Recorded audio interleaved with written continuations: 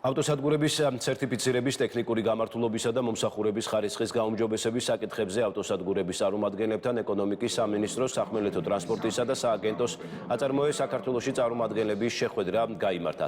შეხვედრაზე აღინიშნა, რომ საქალაქთაშორისო მგზავრთა გადაყვანის რეფორმის ფარგლებში გათვალისწინებულმა ღონისძიებებმა ხელი უნდა შეუწყოს ავტოსადგურების მხრიდან არაჯანსაღი კონკურენციის აღმოფხვრას, სატრანსპორტო ბაზარზე განვითარების თანაბარი პირობების შექმნას და ახალი საერთაშორისო დონის ავტოსადგურების მშენებლობის სტიმულირებას. ამ მიზნების მისაღწევად ავტოსადგურების მფლობელებს ასევე შესაძლებლობა აქვთ ჩაერთონ სახელმწიფო პროგრამა აწარმოეს საქართველოში და ისარგებლონ პროგრამით გათვალისწინებული ბენეფიტებით.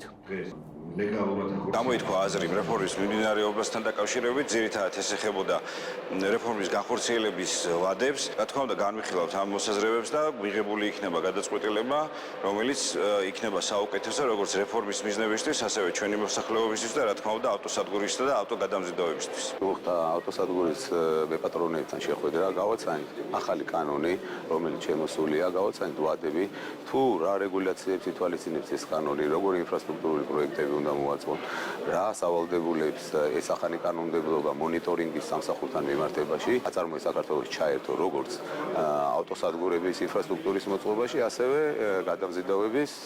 გადამზიდავებთან დახმარებაში, რომელმაც შეიძინონ M3 კატეგორიის ავტობუსები. ამ კონკრეტული საქმიანობის ჭრილში აწარმოეს საქართველოში ახდენს კომერციული ბანკების და სალიზინგო კომპანიების მიერ გაცემული სესხის და ლიზინგის საგანზე პროცენტის თანადაფინანსებას მთელი სესხის და ან ლიზინგის შემთხვევაში საქართველოს დამოუკიდებლობის მანძილზე ამ ინდუსტრიაში რეფორმა არ განხორციელებულა და ამიტომ ჩვენ როგორც ამ სექტორის წარმომადგენლები იმედის თვალით ვუყურებთ.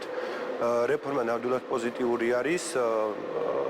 ჩვენ მუშაობთ რეფორმის იმპლემენტაციაზე. ეს რეფორმა კანონის ფარგლებში აქცევს ყველა ავტოსადგურს და გადამზიდს, რაც უფრო აჯანსაღებს და აუმჯობესებს სახმელეთო ტრანსპორტის მოძრაობას